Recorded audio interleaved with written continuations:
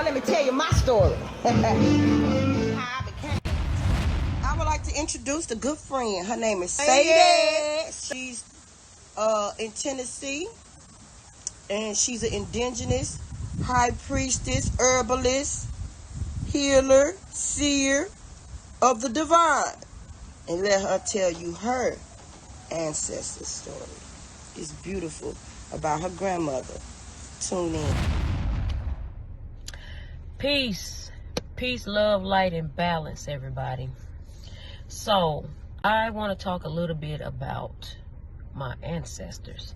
I have a really good story, and it has several parts to it because it's happened over the course of 30 years. And once you become online and aware of what's going on, then it all begins to make sense. Okay? All right. So here's the first part of the story. I was 10 years old. My grandmother, my mom's mom, she was diagnosed with cancer, and it progressed very, very fast. Grandma also had Alzheimer's, so her condition progressed very, very fast.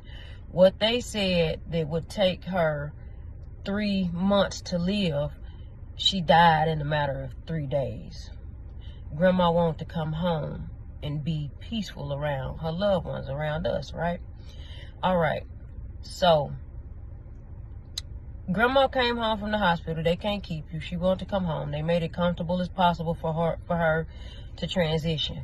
All right. So we made it to Grandma's house, and everybody was there. And I knew that this was the last time that I was going to see my grandma. I was 10 years old.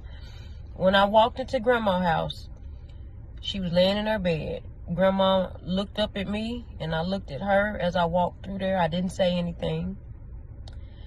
And it was just, one of those, hey, baby, looks.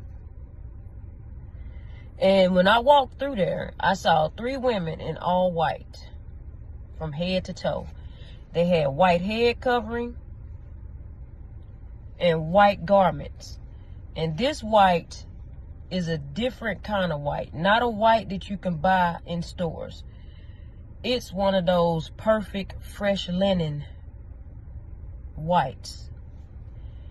And they were standing, it was 3 women standing around her bed, and it was also a preacher, and he was our home preacher, our pastor of our family church. He was standing over her bed praying. I heard a lot of talking, a lot of speaking. And I went on to the back room, and I sat down. Now, keep in mind, I'm 10 years old. I see these 3 women in all white and a pastor at my grandmother's bedside. I didn't think nothing of it. I knew that it was some praying or something going on, right? Preparing her. So, years later, let's fast forward. As I turned like 27, 26, somewhere in there, I asked my mama, I'm like, y'all, asked it, other family, like, y'all don't remember seeing those people at Grandma's bed? I said, it was 3 women with all white and a pastor. I said, y'all don't remember seeing them? Like, I walked in and they was right there. I seen them.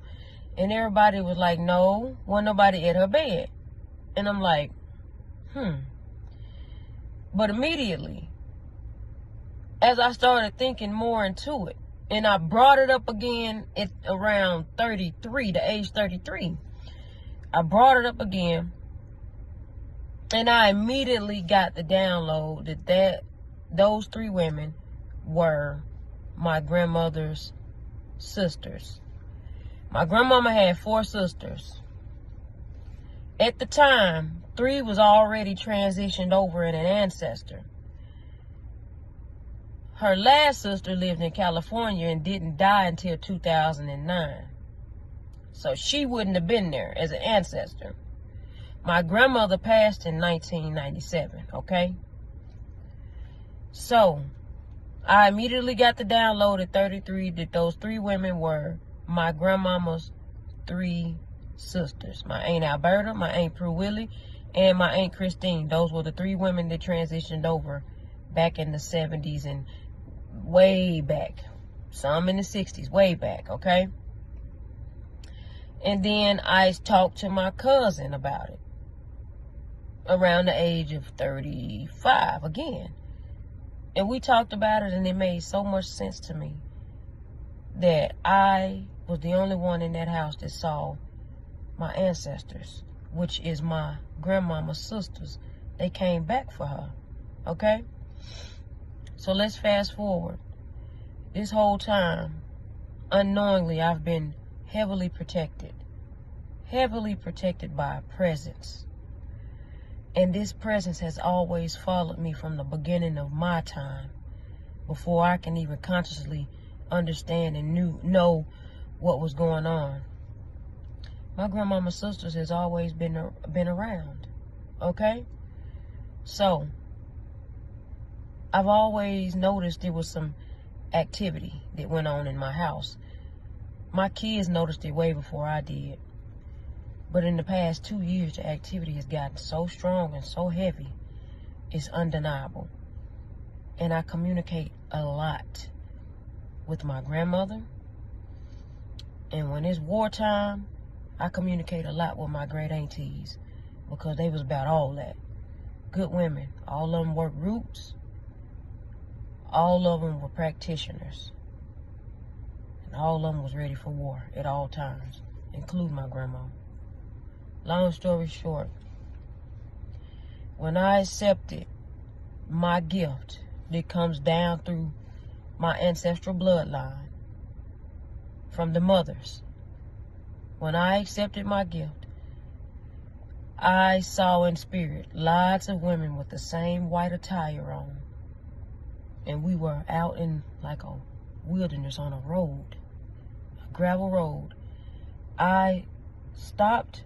I accepted who I was through my bloodline. I immediately accepted it. And those women came around me and covered and hovered over my body, just hovered over me. And what that was is, with our culture, is being American Indians, indigenous people, indigenous black people. I don't like the word black. But being indigenous, there's a circle of ancestors that you are welcomed into. And it's by blood.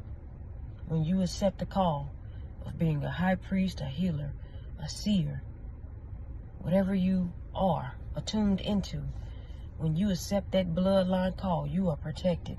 You're protected anyway. But that protection, that's to me, that's the greatest love story that I've ever encountered. Was my ancestors waited on me. I am finna be 39. My ancestors been with me that I can remember seeing with my third and physical eye since I was 10 years old. These women have been with me well over 30 years.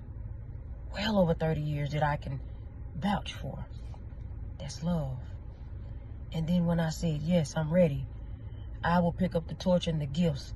I will answer the call to be the curse breaker, to be the healer, the high priestess, the seer, the doer, the love force for my bloodline and our people as a whole.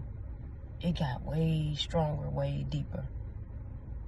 And I thank my ancestors and my spirit team for that.